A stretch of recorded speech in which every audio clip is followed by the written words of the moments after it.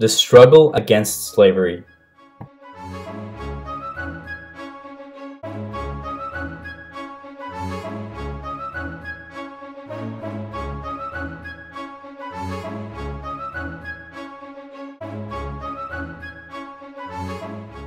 Roots of the anti-slavery movement. Reforming ideas supported abolition of slavery in all of the United States. Since the Declaration of Independence, great leaders like Benjamin Franklin stated their views against slavery. They consider it to be against the fundamental principles of the Declaration. All men are created equal. In 1804, the Northern states promised to end slavery, and the Congress outlawed slavery in the Northwestern Territory. Ohio was the first state to ban slavery in its constitution. The American Colonization Society, established in 1817, was the first anti-slavery organization. It proposed to gradually liberate slaves and take them to Liberia, Africa. This proposition did not work because many slaves had been born in the United States and did not want to leave. Growing opposition to slavery. The ideas of the Second Great Awakening brought further opposition to slavery in the northern states. Preacher Charles Finney's opposition to slavery enforced the formation of a group of people called abolitionists. That is, reformers who wanted to abolish slavery. William Lloyd Garrison, one of the abolition's strongest voices, was in favor of granting full political rights to African Americans. In 1831, he launched the abolitionist newspaper, The Liberator, that became the leading anti-slavery publication. He co-founded as well the New England Anti-Slavery Society. In the North, prominent African Americans took a leading role in the abolitionist movement.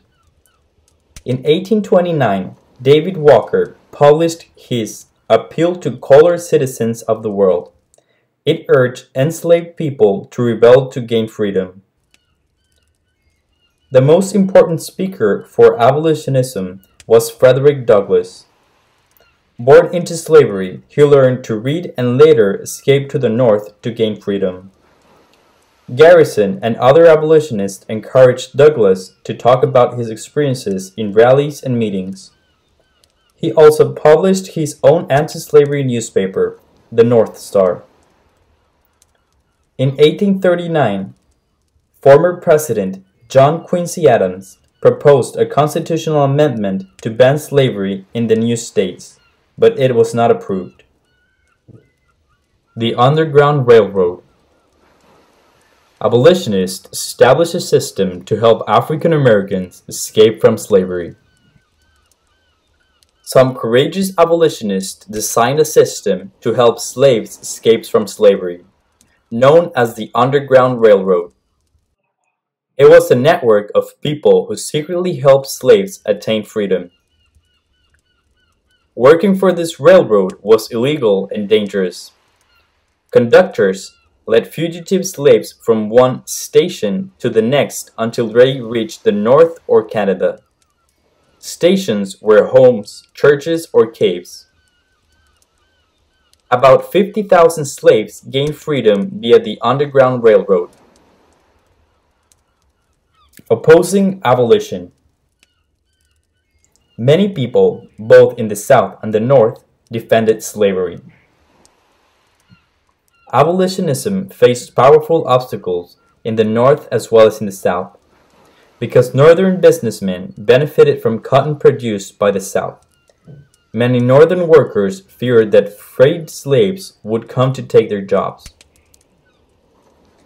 Southerners had long defended slavery, facing the abolitionism movement.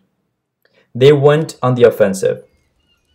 They offered rewards for the arrest of William Lloyd Garrison, accusing him of libel. Southerners in Congress won passage for a gag rule that banned debates over anti-slavery petitions.